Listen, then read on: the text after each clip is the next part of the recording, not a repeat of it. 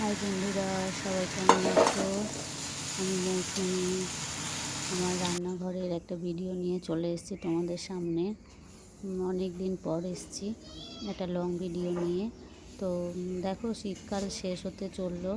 তো আজকে আমি শীষ পালংটা যেটা বানাবো, শীষ পালংটা তোমাদের সাথে আজকে শেয়ার করব।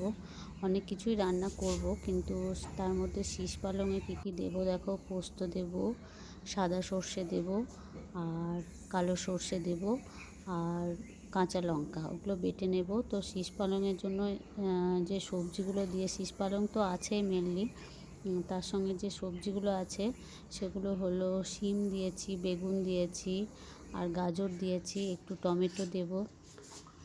শীষ পালংটা রেডি করে সব কেটে নিয়েছি একটু লম্বা লম্বা করে। শীষ পালং খেতে কিন্তু দারুণ লাগে, আর এইভাবে রান্না করে দেখো, খুব সুন্দর লাগে খেতে। কারণ শীত এবার শেষ হয়ে এসছে, এখন পালং শাকগুলো শীষ শীষ হয়ে গেছে শীষ পালং, ওই জন্যে করে তোমাদের সাথে ভিডিওটা শেয়ার করছি। তো প্রথমে আমি তেল দিয়ে বড়িগুলো ভেজে নিচ্ছি। এগুলো হলো বিউলির ডালের বড়ি, এর সাথে একটু বড়ি ছড়িয়ে দিলে লাস্টে খুব সুন্দর লাগবে, সেই জন্য বড়িটা আগে ভেজে তুলে রাখছি। তো বিউলির ডালের বড়িটা আমি কিনেই এনেছি।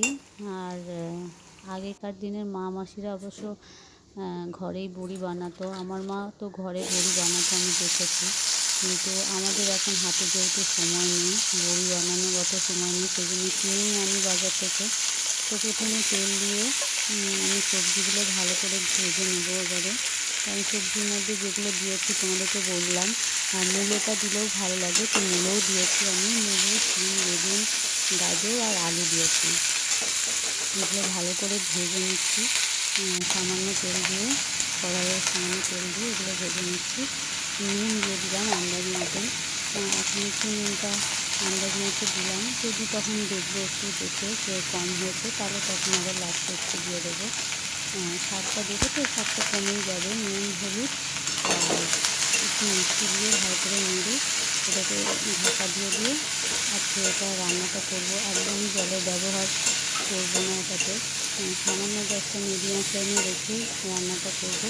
হলুদটা একটু বেশি করে দিলাম, কারণ শাকটা দেবো, তখন হলুদটা কম হয়ে যাবে, সেই জন্য হলুদটা একবারেই দিয়ে দিলাম। তো আমার যারা নতুন ভিডিও দেখছো তারা অবশ্যই সাবস্ক্রাইব করে, লাইক করে, কমেন্ট করে জানাবে যে রান্নাটা কেমন হয়েছে। আর যারা আমার পুরনো বন্ধু আছে তারা তো অবশ্যই আছে, তারা সাথে থাকবে, অবশ্যই কমেন্ট করে জানাবে যে রান্নাটা কেমন লেগেছে। আমি দেখছি যে আমি সকলকে বন্ধু করছি, কিন্তু আমার অনেকেই বন্ধু হচ্ছে, কিন্তু দুদিন পর দেখছি আবার কমে যাচ্ছে। এটা কেন হচ্ছে আমি বুঝতে পারছি না।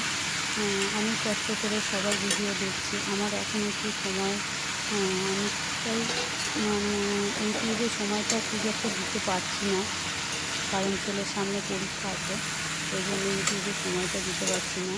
তো আমি সকলের ভিডিও দেখে যারা নতুন, আমি তাদেরকে বন্ধু করছি, কিন্তু আমাকে বন্ধু কেউ ব্যাক দিচ্ছে না।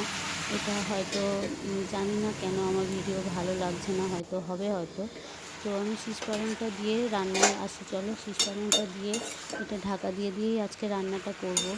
যেহেতু জলের ব্যবহার করব না, আগেই তোমাদেরকে বলেছি, কিন্তু এটাকে একবার করে ঢাকা দিয়ে নেড়ে দিতে হবে। দেখছো তো শাকটা দিয়েছি কমে গেছে কতটাই, আস্তে আস্তে এটা কিন্তু অনেকটাই কমে যাবে, খেতে কিন্তু দুর্দান্ত লাগে। তো এটাকে আমি কমিয়ে গ্যাসটা একদম কমিয়ে দিয়ে রান্নাটা যেহেতু করছি, আস্তে আস্তে জলও বেরোচ্ছে ওর সাথে। গ্যাসের মোটামুটি বারবার কিন্তু নেড়ে দিতে হবে, ঢাকা খুলে বারবার কিন্তু নাড়তে হবে। শীষ পালংটা শাকটা একদমই কমে গেছে, দেখো আলুটাও মোটামুটি সিদ্ধ হয়ে গেছে, অনেকটাই কমে এসছে। এটা আমি আর ওদিকে পোস্ত, সর্ষে, দু রকমের সর্ষে আছে, পোস্ত আছে, আর কাঁচা লঙ্কা আছে 3-4টে। তো আন্দাজ মতো ঝালটা দেবে, যারা একটু বেশি ঝাল খাও একটু বেশি ঝাল দিতে পারো। যখন কাঁচা লঙ্কার ব্যবহারটা করলেই বেশি ভালো লাগবে এটাতে। আর শুকনো লঙ্কা ফোড়নে দিয়েছি, তো শুকনো লঙ্কা যদি ফোড়নে কেউ আর একটু বেশি ঝাল খেতে চাও, ফোড়নে বেশি শুকনো লঙ্কা দিতে পারো। দেখো আস্তে আস্তে হয়ে এসছে আমার এটা। বারবার কিন্তু সময় লাগবে, একটু নেড়ে দিতে হবে, বারবার নাড়তে হবে যাতে তলায় লেগে না যায়। যেহেতু জলটা এবার কমে এসছে, আমি ওটাকে নামিয়ে নিয়েছি, কড়াইটাকে ধুয়ে আবার বসিয়ে দিয়েছি।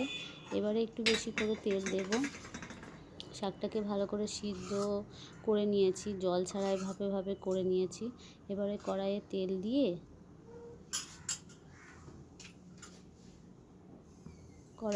দিয়ে দিয়েছি।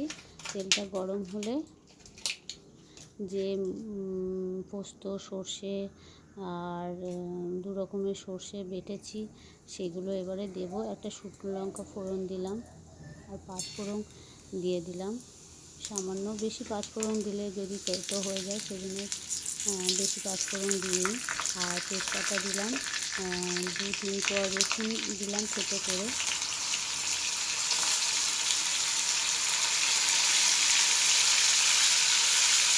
যেটা বেটেছি ওটা দিয়ে দিচ্ছি আস্তে আস্তে।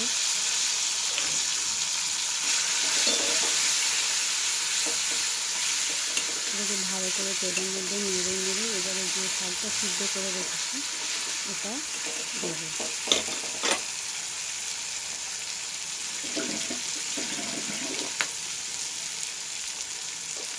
শীতকাল চলে যাচ্ছে, তার আগে এটা করে কিন্তু তোমরা অবশ্যই ট্রাই করবে। আমি একটু টমেটো, গোটা টমেটো কুচি করে দিতে পারো, আমি তো টমেটো কুচি করে দেবো। যে শাকটা করে রেখেছিলাম সেটাই দিয়ে দিলাম। ভালো করে এবারে এর সাথে পোস্ত আর সর্ষের সাথে ভালো করে নেড়ে নেব। নেড়ে কিন্তু আস্তে আস্তে গ্যাসটা একদম মিডিয়াম ফ্লেমে রেখে আস্তে আস্তে করে নাড়তে হবে। একটু শুকনো শুকনো হলে বেশি ভালো লাগে এগুলো খেতে। পালংয়ের যে ডাঁটাগুলো হয়ে গেছে ওগুলো বেশ ভালো লাগে। একটু একটু বেশি করে দিলেও প্রথমে, তার সঙ্গে একটু ঝাল বেশি করে দিলেও কিন্তু খুব সুন্দর লাগে খেতে। আমার দেখো মোটামুটি হয়ে গেছে, কিন্তু আমি একটু নেড়ে একদম শুকনো করে নিচ্ছি জিনিসটা।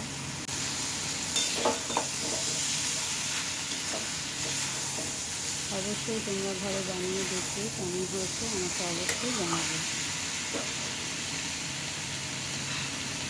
সময়টা হয়ে গেছে, কিন্তু নাড়ানো নেবে। বড়িটা দিয়ে দিলাম, বড়িটা লাস্টে দিয়ে দিলাম নাড়ানোর আগে, একটু নেড়ে দিলাম। হয়ে গেছে, এবারে নামিয়ে নিচ্ছি।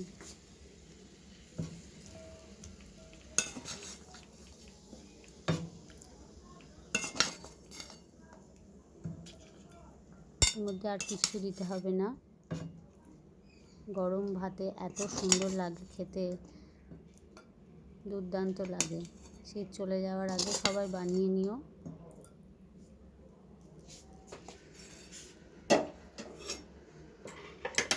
সবাই ভালো থাকবে, টাটা, সাবধানে থাকবে। আবার একটু বড়ি আমি উপর থেকে দিয়ে দিলাম। বড়িটা গুঁড়ো করেও দিতে পারো, আমি গোটাই রেখেছি। বাই বাই, টাটা, সবাই ভালো থেকো, সাবধানে থেকো।